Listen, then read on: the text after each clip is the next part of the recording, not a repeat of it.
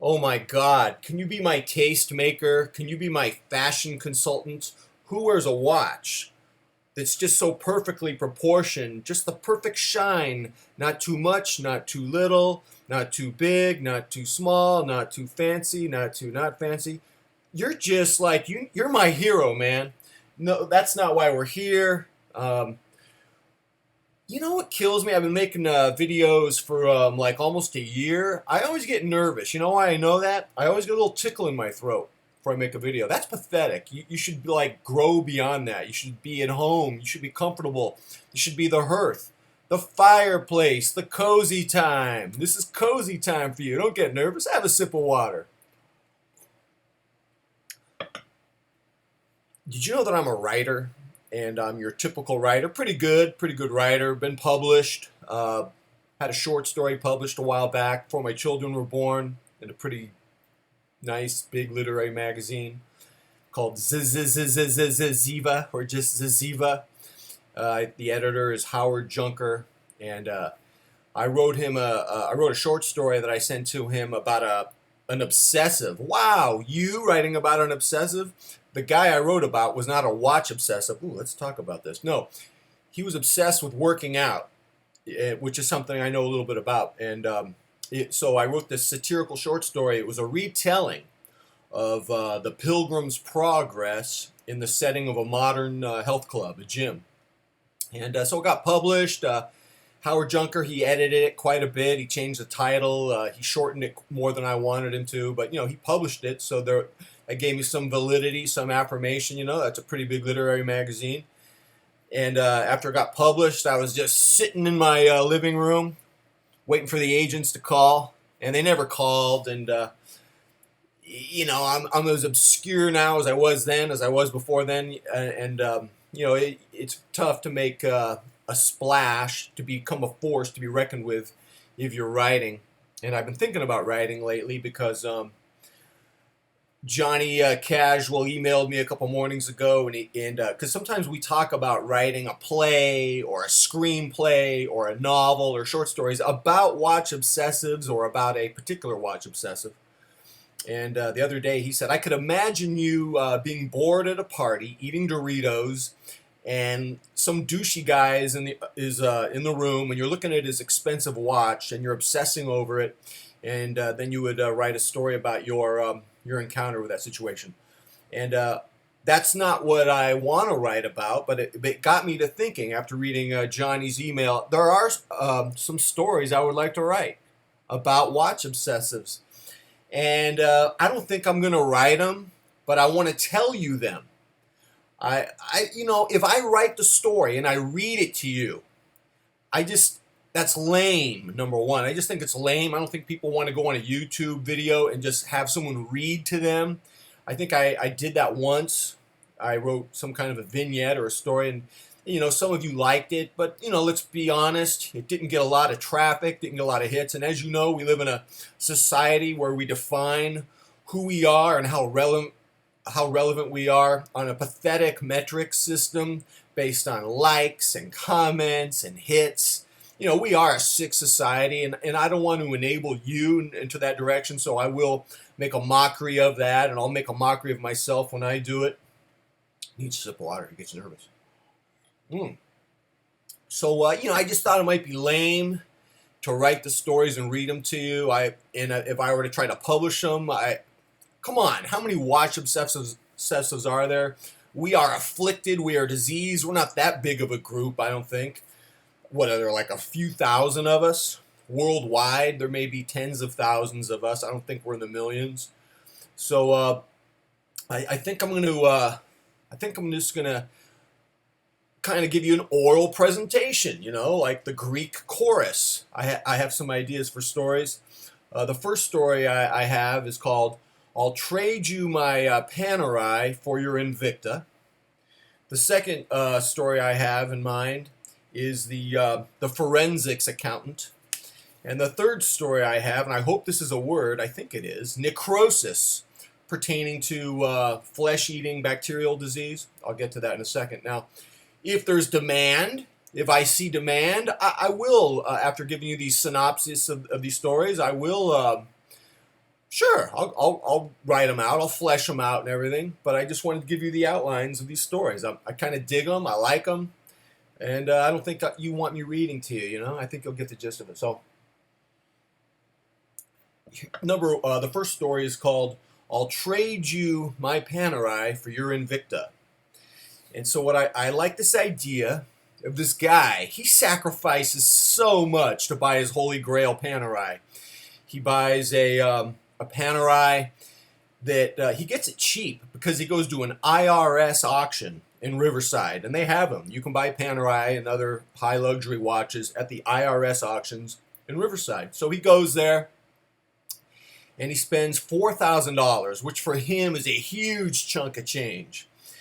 And he had to even sell a bunch of stuff on eBay, radios and electronics and Chuka boots. He just sold so much to to fund this Panerai. So he has this Panerai, and he gets invited to a party that's at this club. You know how they reserve a room in the back of a club or a restaurant sometimes, and so he goes to this huge party for someone, and he's rocking his Panerai, and it's a $10,000 watch he got for $4,000. It was repossessed by the IRS. Some dude couldn't make his tax payments, and he's wearing it, and he wants to be the center of conversation. He wants people to know, dude, I'm wearing a Panerai. No one's saying anything. No one knows about Panerai. People it looks like another watch to the average person.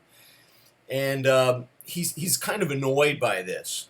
But what happens is his annoyance escalates at the party when some real obnoxious guy, just some loudmouth guy, is wearing a $200 Invicta watch, rose gold with fake diamonds or something, or maybe real diamonds, I don't know, but it's a $200 watch.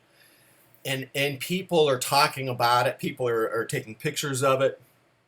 And it reaches the point where the guy says, the guy with the Panerai, he says, he approaches the Invicta guy and he says, seriously? You really think that's this amazing watch? That's pathetic. I have a Panerai. And the guy with the Invicta says something really rude. He says, that's nothing. That's like that's not even a real Panerai. That's a knockoff. I can tell, man. You're wearing fake jewelry and you come to a party and you insult me and words exchange and they get into it. They take it down, man. They start wrestling.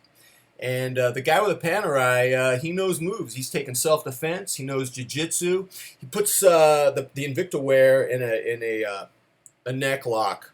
He's got him in a lock, man. He's got him in a chokehold. And he says, admit that my Panerai is better than yours. And the guy won't admit it. And the struggle ensues. It gets loud. The cops show up. Both guys are taken away to a holding cell in L.A. County Jail. And the guy with the Panerai, he wakes up in jail, and his Panerai is gone. It's gone. And it's been stolen by some tough dude. Some tough dude stole it. And he doesn't know this, but what happened was the other guy with the Invicta, who spent the night in a holding cell also, he was approached by the thug who stole the Panerai, and the thug with the Panerai thinks the Invicta's better. He goes, hey, man, I'll trade you this watch. He doesn't even know it's a Panerai. I'll trade it for that, whatever that is. I want it. And the guy who wouldn't admit at the party that the Invicta was inferior to the Panerai goes, yeah, I'll trade it. And when the guy who got his Panerai stolen, when he's released, he sees the guy he got in a fight with wearing his Panerai. And he's about to open his mouth and say, hey! And when the cop says, one more word out of you, I'm putting you back in, your bail's going to be tripled. You're gone. And so the guy just has to eat it. He has to leave the jail, and he's never going to see that Panerai again, ever. Nice story, isn't it? So that's one story I'd like to write. Story number 2, the forensics accountant. A wife is suspicious of her husband's spending habits. She knows he buys watches, but honestly, it's not even her main focus of concern. But she knows he's doing something. For all she knows, maybe he's spending money on fantasy football, on a mistress. She doesn't know. So she hires a forensics accountant to look at all the finances. And the husband goes, "Oh my God, a forensics accountant!" And the forensics accountant looks at the records, and he sees that the husband is spending about half of their discretionary income on watches. And the forensics accountant happens to be a watch obsessive himself. And rather than tell the wife about this, he has an idea. He goes to the husband. He says, "I'll tell you what. I won't tell your wife you're spending money on watches if you give me your three best. I want your three best watches, and I can massage the books for you. I can make this look happy for you. But I need your three best, any three I want." And the husband says, "Well, let me think about it, man. That's a lot." So he thinks about it at night, and he goes, "I can't do this. If I give up these three watches, that could just be the beginning. This guy could destroy me." So he tells his wife what happened. He goes, "Yeah, he blackmailed me, man. He wants three of my best watches. I have an addiction problem. I'll get help. I'll go into rehab. But this guy, man, this accountant that you hired, this forensics accountant that you hired, man, he's blackmailing me. He's threatening our family, and I don't like it." And so the wife goes, "Yeah, number one, you're busted for this whole watch spending business. Number two, this accountant that I hired, we're going to get him. So what we're going to do is you're going to tell him, you're going to give him three of your best watches, but I'm going to be in the closet. I'm going to videotape the whole thing, and then we're going to blackmail him. We're going to show him the video. We're going to say, you can't do this. We'll destroy your license. You're going to give us money. You're going to give us $10,000. We'll blackmail you, and then what you're going to do is you're going to sell all your watches." So in fact, they do that. I mean, if they were to submit this video, and the forensics accountant knows this all too well, to the state board, he would lose his license. He would be done. So they blackmail him. They get $10,000. The man sells his watches on eBay, and that's another $10,000. And the wife says, "Now you take all that money and you buy me a minivan." And he does. He buys her a minivan, brand new minivan, and he just wears like a $15 Casio. And his birthday's coming up in a month, and he's thinking to himself, "I just bought my wife a minivan. Maybe she'll reward me on my birthday. Maybe she'll buy me a nice luxury watch, just to show, that everything's worked out okay." So his birthday comes up, and she doesn't buy him a watch. To the contrary, she leaves him. She dumps him. She ends up marrying a rich doctor who wears very expensive watches, and she leaves him with the minivan and the $15 Casio. And 5 years pass, and she dumps the doctor. She divorces her second husband. She wants to get back with her first husband, and she knows that he's a watch obsessive. So she says, "Let's go out for lunch. Let's have a talk about my divorce and about you and me. We got kids. Maybe there's a reason why we should work this out." So, yeah, sure, we should be friends. We got kids. So he goes out to dinner with his ex-wife, who wants to remarry him, and she shows him this Rolex, something that she got in the settlement from the divorce with her second husband. "You can have this Rolex." The thing is, over those 5 years, this guy has gone down a dark road, and his watch obsession is gone. In fact, he's been teaching yoga part-time in Hermosa Beach, and he's dating another yoga practitioner, a very beautiful woman. And so he ends up not even taking the Rolex, keeping his previous wife out of his life, and going on and pursuing yoga. Interesting story. Wow, that was crazy. And our final story, necrosis. I think that's a word. Pretty sure it is. Necrotic is the adjective. Necrosis is the noun. Here we go. Necrosis. This watch obsessive, he has too many watches. He doesn't even know what watches he really likes, which watches he doesn't like.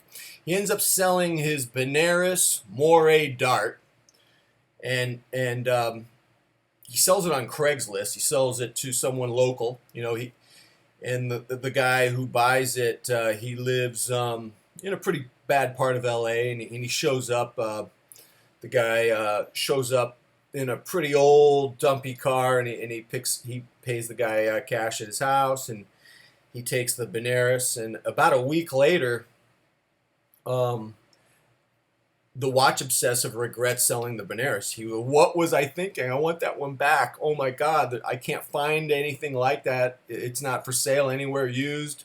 I don't even know if Panerai is going to make this particular configuration again. And he calls the guy in LA who bought his Panerai, and he tells him the situation.